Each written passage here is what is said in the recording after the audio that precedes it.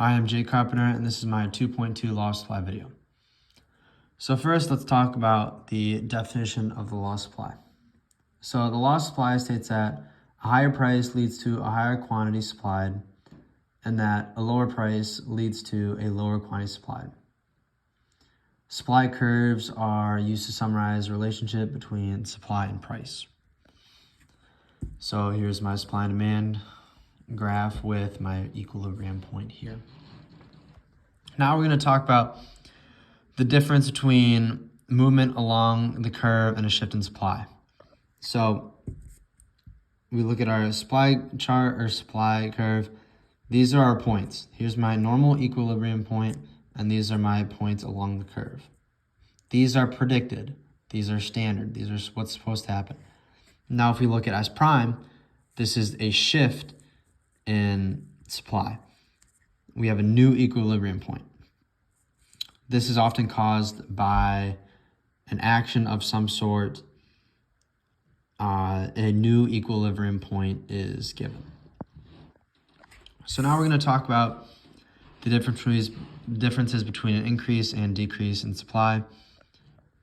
So if we look, here's our standard supply with our equilibrium point here.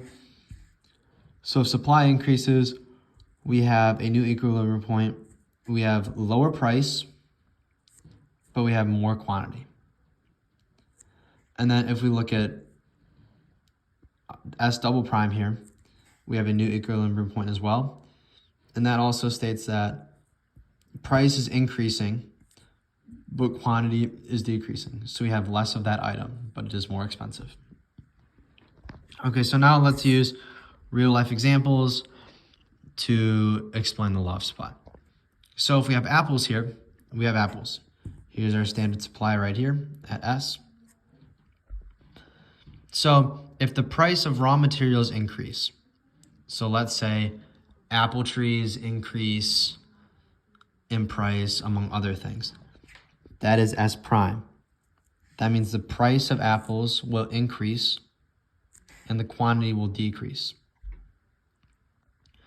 Now let's say that the number of suppliers increase. So 10 apple orchards opened up right next to your house. That means, so that's S double prime here. That means that price of apples will go down and quantity will go up. So there will be more apples for a cheaper price.